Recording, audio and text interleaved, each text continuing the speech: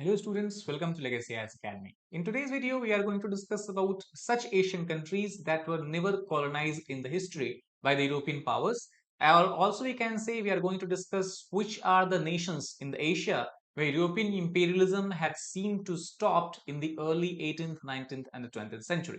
So to give you a brief background of this particular topic, between the 16th, 20th century, as you know, various European countries such as Great Britain, France, Italy, Switzerland, Portugal, they set out to conquer the world and also exploit and take away all of the wealth that were present in different parts of the world. So they seized lands in different areas such as North and South America, Australia, New Zealand, Africa, and Asia, including India as well. Some countries, however, were able to fend off the annexation by the European powers due to several reasons. For example, due to rugged terrain, the geography was very difficult in these countries, and that is why European powers thought that it is not a good risk to reward to go and have control over such difficult geography. Many countries showed significant valor and fought valiantly against the European colonizers, and due to fierce fighting also some countries were able to fend off the European power. Skillful diplomacy is another reason, as well as many countries did not have any attractive resources for any country to go and colonize it. So these were the reasons why some countries in Asia were able to remain away from the colonial powers. So let us try to discuss in this video which Asian countries have then escaped colonization by the Europeans and why.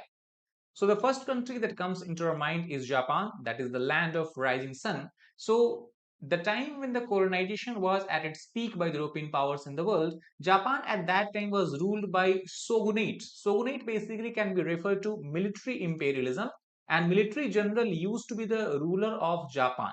So in the beginning of 19th century, the Japan was under the control of Tokugawa shogunate, and Tokugawa shogunate were very much fearful of Western encroachment over their land, and that is why they carried out a large scale reform in the social, political, economic, and the military spheres of the nation. This overall phase of reform is also known popularly in history as Meiji Restoration of 1868. Not only they were able to reform their country completely, but in the war that they fought in 1895 with the Qing dynasty of China and in 1905 with Russia, which is called as the Russo-Japanese War, the victorious nation was none other but the Japan. Due to the victory in these Japan in the war with China and Russia, Japan's prestige grew manifold and it was able to fend off many European powers from occupying its territory. Nonetheless, what happened as Japan's strength grew more and more, by the beginning of World War II, Japan had become itself an aggressive colonizer and it attacked a large part of China and took control over the entire Korean peninsula as well as the Manchurian region of China. Not only that, it then grew its foothold over the Southeast Asian countries such as the Malay Peninsula, Myanmar, Indonesia, Malaysia, and thus Japan, we can say that rather than becoming a victim of colonization, it itself became an imperialistic and colonial power. The second country that remained free from the colonial interference or direct colonial control of the European power is Siam, whose modern name is Thailand. So, as you can see from this particular map, the Siam was situated between two rival powers, the French and the British. In the western side, we have the British India as well as the Myanmar that were part of British Empire, while on the eastern side of Siam, the countries such as Cambodia, Laos, and Thailand, collectively also known by the name of Malay Peninsula, were under the control of the French Empire. Thus, at that time, the king of Thailand, Chulalongkorn the Great, also known by the name of Rama V, who ruled Thailand between 1868 to 1910, due to his skillful diplomacy, were able to play French and British against each other and thus maintain the status of Siam or Thailand as a buffer and neutral state. Not only that, he was also very fond of the Western technology, Western culture, and he played a great role in the westernization or the modernization of the Thailand itself. The third country that comes into our mind is obviously a large empire that existed since 13th century till the late 19th century is the Ottoman Empire. As we can see in the era in its heydays, Ottoman Empire had control over large part of Europe, Western Europe, Eastern Europe, It has control of large part of West Asia as well as even in the northern part of Africa. Thus, due to its sheer size and diversity, the Ottoman Empire was too large, too powerful and complex to be annexed by any European powers. Thus, gradually, by the end of 19th century, European powers began to peel off the territories of northern Africa and southeast Europe, which were under the control of Ottoman Empire, because these regions were far away from the central place of the Ottoman Empire that was in modern day Turkey, and that is why the European power, Western power, incited a lot of tensions. They help in what we can say is rising of independence movement in these areas, and thus were able to take control of this territory away from the Ottoman Empire. Not only that, once Ottoman Empire got involved in the Crimean War, it became heavily dependent on the Western banks because it took a lot of loan from the European banks, especially those banks which were headquartered in the London and Paris. Due to this, as the economic situation of Ottoman Empire deteriorated, they were not able to pay back the mortgages, they were not able to pay back the loans, and not only that, European banks interestingly also invested heavily in the infrastructure of the Ottoman Empire. For example, the railroad construction, the port development, or development of any other kind of infrastructure relied heavily on the money from the Western countries. And as the economic situation deteriorated, due to the lack of Ottoman Empire to pay back the money, finally the economic situations or economic control, we can say, of Ottoman Empire went completely under the European powers. So that is how we can say that though Ottoman Empire was never officially colonized European Empire, but its economic control in the country was exercised by the European Empire.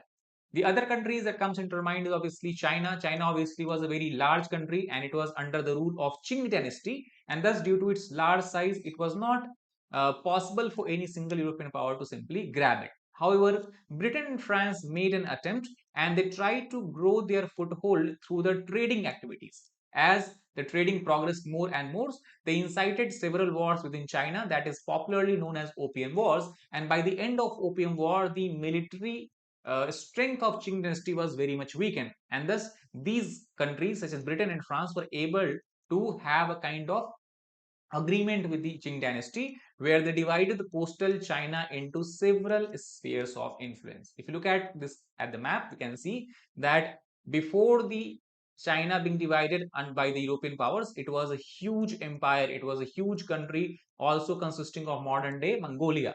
But once the Britain and France were able to gain their strong foothold after Opium Wars, as you can see, the coastal region of China is divided under the influence of several Western countries such as Britain. The green areas here represent the British control. The purple area represent the Japanese control near the Taiwan Strait. We have the German regions as well, as you can see in this areas and in this areas, upper areas. And then we have the French control, that is the yellow region, as we can see in the China. So overall, these European powers were able to grab a large part of China and brought it under their indirect sphere of influence. However, obviously, China never became a colony of any of the European power. The next nation that we have discussed that are able to remain free from colonialism is none other than the Afghanistan. If you look at this map of world, we can see the position of Afghanistan is a very strategic one. Why it is very strategic one? Because in the eastern part we have the British Empire in the 18th and 19th century we are talking about. On the north part we have the Imperial Russia, and in the eastern part we have the Qing dynasty, that is Qing dynasty, who were the ruler of the China. And thus, it has a very strategic buffer-like position. And thus, Afghanistan became a pawn in the great game that was being played between the British Empire and the Imperial Russia to have a strong control over the Central Asian region, including the part of Afghanistan. As far as the British relationship with Afghanistan is concerned, they fought a first war that is known as First Anglo-Afghan War somewhere between 1839 to 1842. However, Afghans fought so valiantly that the entire British army was routed, and only one medic brigade was sent back so that they can tell the tale of this war to the British. Then the British learned relation from this war, waged another war that is called as Second Anglo-Afghan War between 1878 to 1880. In this war, Britain gained significant success and was able to negotiate a treaty with the then Emir of Afghanistan. And as per this treaty, Britain de facto became a controller of Afghanistan's foreign policy, and Amir said that he will take care of the domestic matters in Afghanistan. Due to this treaty, also we can say that British India remains shielded from the Russian expansionism because Russia were not able to cross Afghanistan and come into British Indian territory. The other country that again, if you look at the map here, which is a border of Afghanistan, is the Persia, which is modern day known by the name of Iran. So Persia, similarly like Afghanistan, was a pawn in the great game that was being played between Russia and Britain again. And as you can see from the popular comic from that time, that this is the representative, this person is representative here of the Iran, because the dress of the Iranian emperor was something like that time. And as you can see, the lion that represents the British Empire and the bear represents the Russia. And both Russia and England, or Britain we can say, are trying to have a strong control influence in the Persia. So in 1907, England and Russia reached a conclusion and they signed a convention called as Anglo-Russian Convention. As per this convention, Russia was given the right to exercise full control over the northern territory of Persia, which also includes the region which is included today in the modern day Turkmenistan. On the other hand, British were given the right to have a control over the eastern Persia, which is situated in the border of Balochistan, which today lies in the modern day Pakistan. Not only that, the Qajar rulers, who were the then ruling classes of Persia at that time, they made the same mistake as the Ottoman Empire, and they also became over dependent on the western banks. And as they were not able to repay their mortgages and loans, what happened? The economic control or the control over the revenue directly went under the western banks or western powers. And then later on, Britain and Russia started to divide the revenue streams of the Iran from its ports, from its minerals, and from its variety of industries. So what we can say, that though Persia never became a colony of any superpower, its control over it was exercised by Russia and Great Britain both. Another country that actually remained free from colonialism is obviously our neighbor Nepal. Britain, when came to India, they waged a war between 1814 to 1860 that is called as Anglo-Nepalese War. And as a result of Anglo-Nepalese War, however, Nepal lost one-third of its territory. However, the Gurkhas of Nepal fought so valiantly, they showed such extreme valor that British were very much, what we can say, appreciative of this, and they started to recruit Gurkhas in their own imperial army. Not only that, since Nepal is lying in the foothills or within the Himalayan mountain, the terrain or geography of Nepal was very, very rugged, very, very difficult.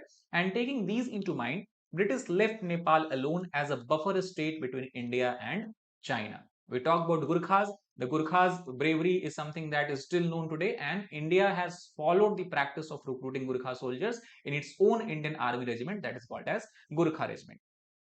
The last country that we have to discuss today that remain free from colonialism is obviously Bhutan. So between 1772 to 1774, British invaded Bhutan and seized some of the territories. However, a few years later, Britain returned back all this territory in the lieu of 5 horses from the king of Bhutan, and also the Bhutanese king granted British the right to harvest the timber on the Bhutanese soil. Since Bhutan is a densely forested area, a timber had a huge value for the Britain, and since they were getting this for free without waging any war, without losing any life, they happily agreed, and they decided that Bhutan be left alone without having any kind of full control or complete control over its territory. However, up till 1947, till India was not independent, Bhutan and Britain regularly squabbled that where their border lies. However, after India got independence, we know that Bhutan is considered to be one of the most friendliest country of India, and nowadays do not have any border dispute with Bhutan. So that is all about this particular video. I hope you understood about and understood the countries that remained free from the European colonialism. If you like the video, please hit the like button, share it with your fellow aspirants, and subscribe to our channel for more such content. Thank you very much.